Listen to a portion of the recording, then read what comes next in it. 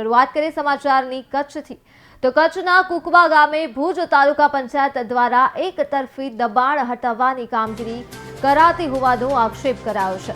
એક તરફી કામગીરી સામે સામાજિક કાર્યકરોએ વિરોધ નોંધાવ્યો, જેના પગલે મામલતદાર, સર્કલ ઓફિસર સહિતના અધિકારીઓ કુકવા ગામે દોડી ગયા। ભુજ તાલુકા પંચાયતની એક તરફી દબાણની કામગીરીને લઈને સરપંચ સહિત સ્થાનિકોમાં રોષ જોવા મળ્યો, જેમાં 3-4 કલાકના ઉગ્ર વિરોધ બાદ આખરે દબાણની કામગીરી મોકૂફ રખાઈ છે। તો કચ્છના કુકવા ગામે દબાણ બાબતે વિરોધ કરાયો છે। એક તરફી દબાણને લઈ લોકોમાં ભારે રોષ ભભૂકી ઉઠ્યો છે અને દબાણની કામગીરી મોકૂફ રાખવામાં આવી છે।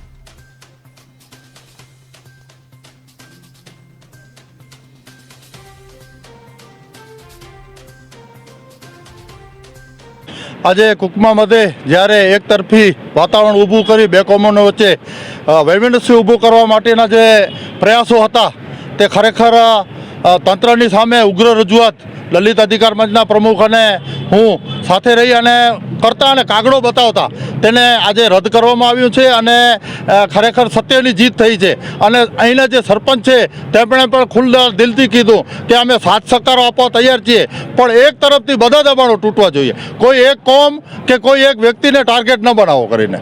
કારણ કે દલિતની દુકાન છે અને એનામાં કામ કરવાવાળા મુસ્લિમ છે, તો ક્યાંક ને ક્યાંક બે કોમો વચ્ચે વૈમનસ્ય ઊભું થાય તેવા પ્રયાસો કરવાની કોશિશ થઈ રહી હતી, જેને આજે સરપંચની સતર્કતાથી તે રદ કરવામાં આવી છે।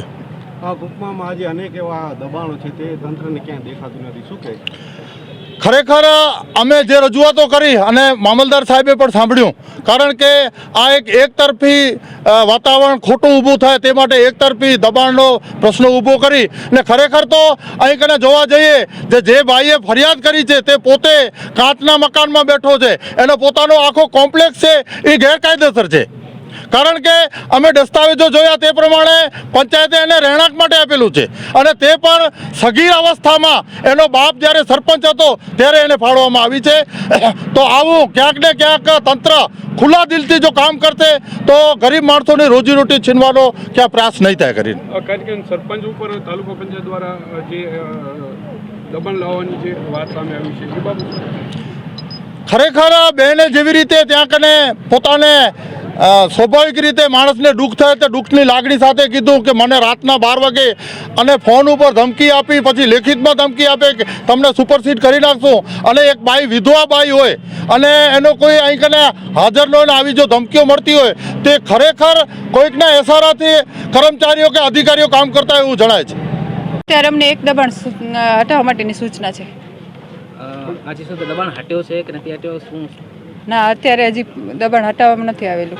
આપના કોના તરફથી સૂચના મળેલ છે? મને મારા ઉપરી અધિકારી, તાલુકા વિકાસ અધિકારી તરફથી સૂચના મળેલ છે। કુકમા ગામે અન્ય ઘણા દબાણો છે, રજૂઆતો છે, તો તેમ છતાં પણ નથી હટાવવા, ફક્ત ને ફક્ત એકને ટાર્ગેટ અત્યારે મારે મારા જે ઉપરી અધિકારીની સૂચના છે એનું એ મુજબ અમલવારી કરવાની છે। બેન, જે સરપંચ જે છે એમને પણ કેમ કે જે આક્ષેપ કરવાનો તાલુકા પંચાયતના અધિકારીઓ દ્વારા દબાણ શું કહેશો? એ મને ખ્યાલ નથી। સુપરસીડ કરવાની ધમકી આપી રહ્યા છે સરપંચ, એવો આક્ષેપ કરી રહ્યા છે, આપણે શું કહેવું? એને વચ્ચે મને ખ્યાલ નથી। બેન, આગળ જો આ દબાણ નહીં હટાવાય તો શું ટીડીઓ સાહેબ નક્કી કરશે। ચોક્કસપણે સ્પષ્ટપણે આપણે અહીંયા જ્યારે સ્થળ ઉપર ઉપસ્થિત થઈએ તો જોવા મળે કે એક તરફી જાણે કે એક કોઈક સમાજને ટાર્ગેટ કરી અને એનું નાનકડું દબાણ જે એનામાં એ રોજીરોટી રળી અને પોતાનું ગુજરાન ચલાવે છે તે પણ વૃદ્ધ વયના હોય અને એની દબાણ હટાવવાની જ્યારે પ્રક્રિયા થઈ રહી હોય છે ત્યારે ચોક્કસપણે અમે અહીંયા તંત્ર સામે સંઘર્ષના મૂડમાં ઊભા હતા અને ચોક્કસ તંત્રને જણાવ્યું છે, અહીંના જવાબદાર અધિકારીઓને જણાવ્યું છે કે સાહેબ આ ખરા અર્થમાં ખોટું છે। અમે સ્પષ્ટપણે તમને અહીંના અન્ય કેટલા બધા દબાણો છે તેમ બતાવીએ અને તમે ફક્ત કોઈક એક જાતિ યા એક કોઈક ધર્મના વ્યક્તિને ટાર્ગેટ કરી અને જો એનો દબાણ તમે હટાવવાની પ્રક્રિયા કરશો તે કદાપી ચલાવવા લેવામાં આવશે નહીં। જ્યારે અમે અહીંયા આવીને જોઈએ છીએ તો આ એક નાનકડું એક કેબિન છે, જેના જે તે વખતે 1993ના સરપંચો દ્વારા કે જે તે ગ્રામ પંચાયતો દ્વારા કાગળિયા પણ ઊભા થયેલા છે અને જે ફરિયાદી છે એના પાછળ તો બહુ મોટું દબાણ થયેલું છે। અને અહીંનું દુઃખ સાથે એ પણ કહી શકાય કે અહીંનું એક બસ સ્ટેશન છે જે પણ દબાણમાં છે અને આ રોડ ઉપર બંને સાઈડ ધંધાદારીઓ દ્વારા નાના મોટા દબાણો કોઈ પણ તાલુકા પંચાયતને નજરે ન પડ્યા અને ફક્ત આ એક દબાણ નજરે પડ્યું એટલે સ્પષ્ટપણે આપણે કહી શકીએ કે આ એક તરફી અને કોઈને ટાર્ગેટ કરી અને કોઈને હટાવવાની પ્રક્રિયા થઈ રહી હતી. આ સંદર્ભે મામલતદાર શ્રી સાહેબ જ્યારે બધી વાત થઈ, દરેક કાગળિયા આ સંદર્ભે બતાવ્યા ત્યારે સાહેબે પણ હકારાત્મક વલણ દર્શાવી અને આ બાબતે ચોક્કસ તપાસ થાય એના બાદના નિર્ણયની વાત કરી છે.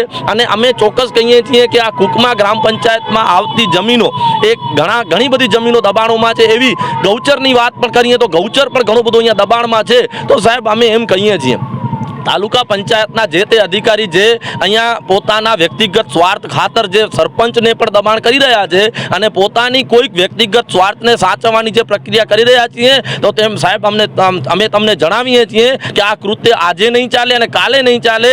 તમે જે સરપંચને પણ સુપરસીડ કરી નાખવાની જે ધમકી આપેલી છે તે પણ કાયદાની વિરુદ્ધમાં છે. આપ આવું ન કરી શકો તે છતાં તમે કર્યું છે, માટે અમે આગળ ડીડીઓ સાહેબને મળશું, કલેક્ટર સાહેબને પણ મળશું.